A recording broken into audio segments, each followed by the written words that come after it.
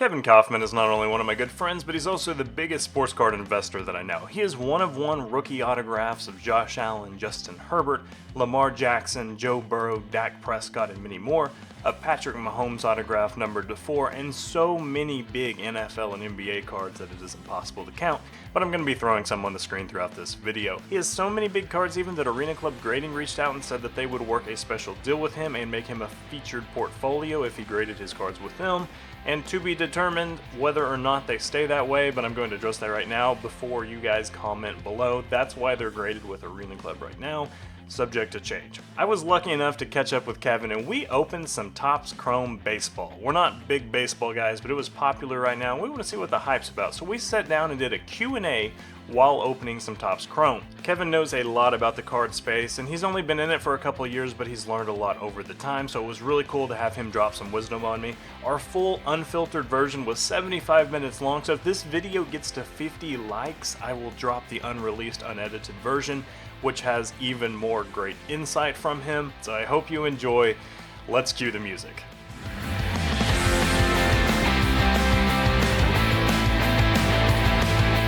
Alright, so here we are. It is Kevin, thanks for joining me this early morning. I'm just kidding, it's super duper late, and we got, what do we got? We got one hobby box each of Topps Chrome 2022 Platinum, 3 blaster boxes each of Topps Chrome 2023.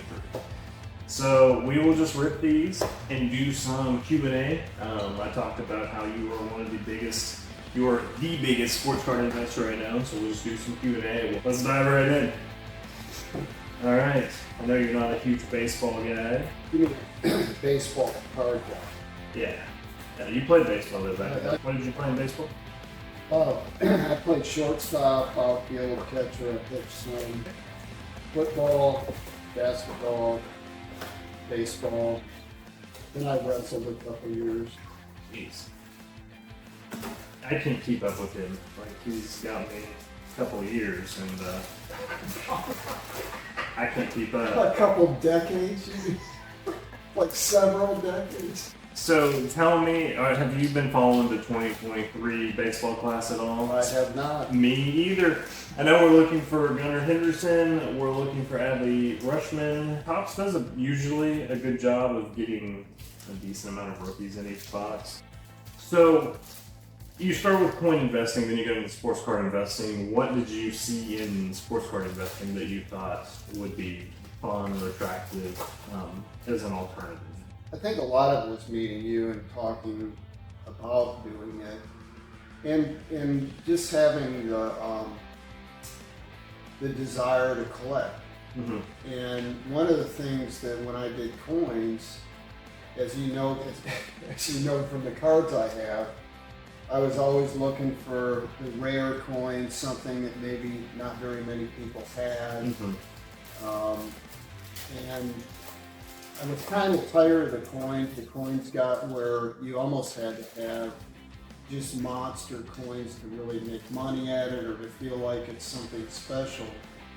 Where I felt like there's a little bit more opportunity in the cards, along with the fact that I like sports and in particular football. Yeah.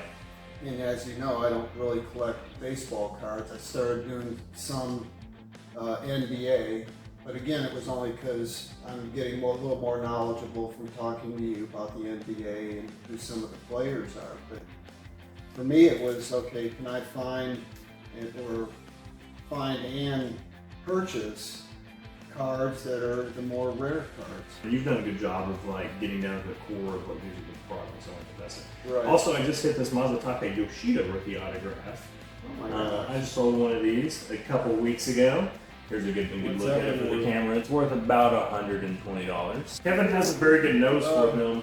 He also, at one point, before last season, and I kind of even hate to admit this, but you had bought, I don't know, 4 or 5 Jalen Hurts rookie autographs, so probably numbered to like 5 or less. Yeah. And I remember like halfway poking fun at you, and I was like, I don't know if he's going to be a starter by the end of the year. Right now, fast forward, and like he's the odds-on favorite going into this season to be MVP. So it's cool to see how you have developed a nose for sniffing out talent. So with that said, give me a couple this year that are on your radar of like could have a breakout season? I'm looking at, I think Jordan Love's going to break out. I really believe that as much as Aaron Rodgers is kind of a strange cat, I think he's actually a pretty good mentor, and I think these guys really look up to him. So I really think he's going to be good.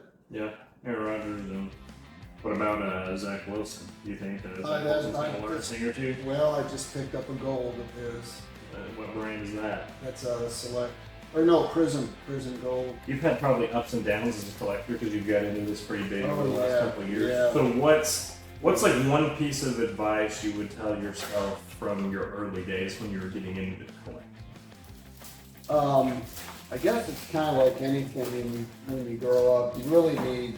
I really wish I would have stepped back a little more and got a little bit more knowledge. More knowledge on.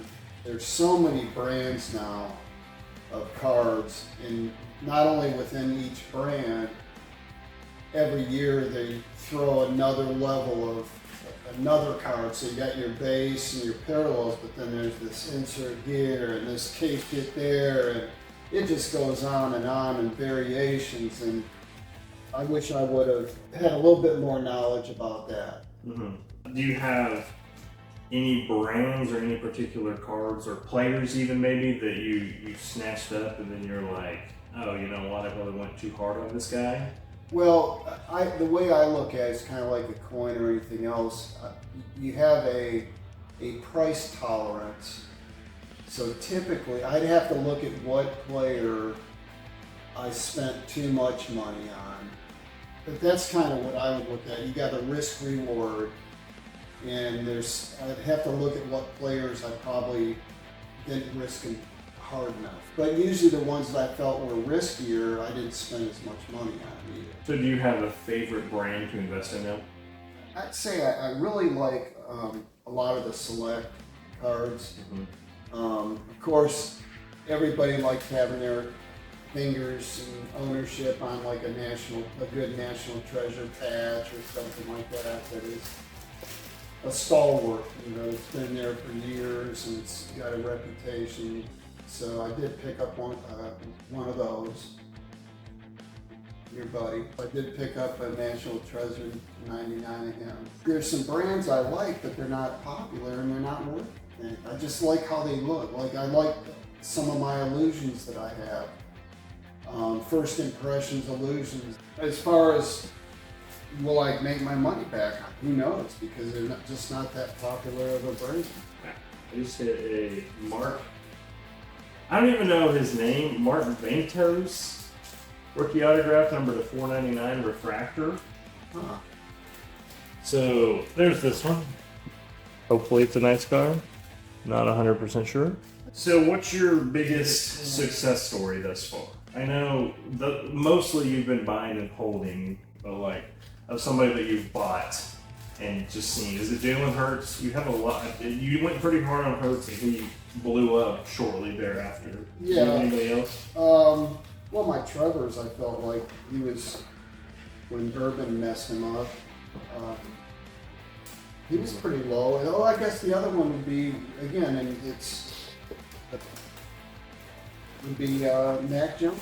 Mm-hmm. I think that, and I've talked to you about it. That's another thing that I started doing, which I wasn't doing, is I really started focusing in more on not just the player, but the head coach, the system, and the offensive coordinator. Brock Purdy's a good example where if you early on know what happens to his cards from here, but I'd go to the shows, everybody's looking for a Brock Purdy, and they were, just high number of cards, people were paying a lot of money for them at the show. Yeah. And it's just because they want their hand, Purdy's the next thing, And he might be, but the fact of the matter is Shanahan's system, it's almost a plug and play. Mm-hmm. That's why you can put 4 quarterbacks in a season and still almost go to the Super Bowl.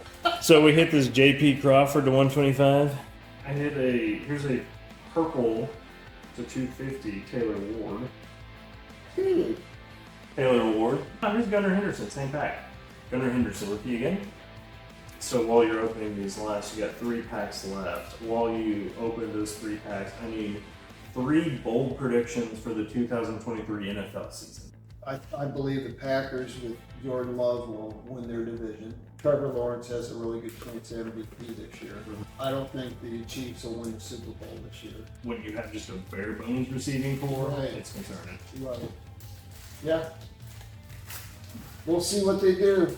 So I guess those are my 3. So Fanatics is taking me over NFL cards. So if you were head of Fanatics, do you have a couple changes that you would make that, from seeing how Panini's done things, if you were in charge of football cards, what would you do? What I think the thing I would do as a collector and what I've done, but again, it's my mindset as a collector, I would start limiting prints.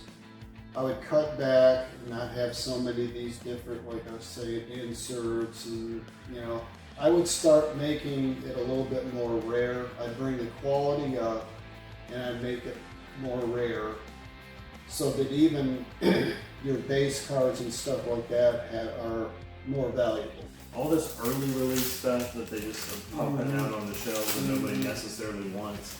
I'd love if they cut all the draft picks cards and just cut back to about 15 I think that'd be great. That would be the greatest move. Obviously, I get their logic in the more products you have, the more sales you have, so it makes sense. But man, it would be nice if there's 15 brands that matter. I would rather than cut back and you pay a little bit more. And again, to me, that makes it more valuable. Yeah, it does. What the heck are you guys doing? I'm making a YouTube video. We're breaking cards. So you have a knack for buying some high-end cards. Have you found that you prefer auctions or buy it now more on eBay? And if so, what's the logic behind the favorite? A lot of times the auction, you don't see necessarily the same card in auction that's a buy now or something you can try and negotiate. And that's probably again, going back to knowledge and experience. Early on, I would desire it, but I didn't really say, okay, I'm willing to pay X for it. I would just, excitedly go after it. Next thing you know, I'm paying, several $1,000s for a card. One of the first ones was that Patrick Mahomes signature mark, the 1-4 yellow. That one was an auction. Historically speaking, you're gonna get a better bill if you buy an auction, but when your cards that you're buying are numbered to like 5 or 10, like you said, Right. they're just not. Most people are smart and they know to maximize value.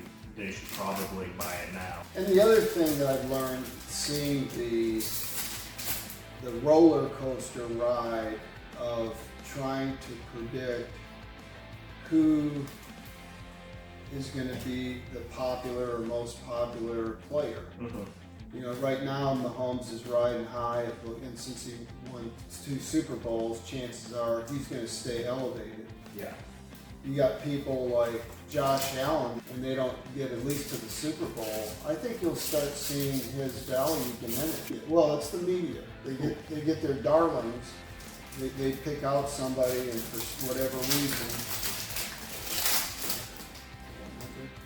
So it turned out to be very difficult to get good shots, especially with the lighting of the card. So if you're interested in seeing a recap, here it is. Gunner rookie 125. All these are numbered. All the colors are numbered to something. The Santana, I think, was the lowest one. It's numbered to 50. A lot of color. I did like those platinum hobby boxes. Oh, we got the sparkly rookie. Mike Trout, refractor, Acuna, buyback, hopefully.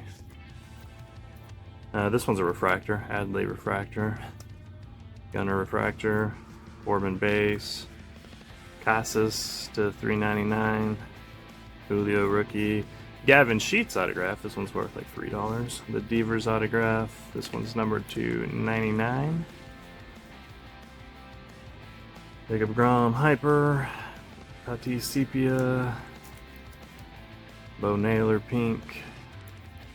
These are in no particular order. The good ones are at the back. Brandon Belt, Adley sepia, Carroll pink rookie, Yoshida rookie autograph, and then this Ventos rookie refractor to $4.99. So not a bad break. Well, thank you guys for watching our little campfire side chat with Kevin Coffman, the big sports card investor. Kevin, thanks for breaking some cards with us. We might do this again pretty soon, so if you have some more questions for a big sports card investor, drop them in the comments below, and we'll circle back and rip some more packs. Probably NFL next time. Who are we kidding? Trying to open baseball cards? Not like we know these people. NFL sounds good. Let's use the football cards next time. Good to me. All right, like and subscribe. Yep.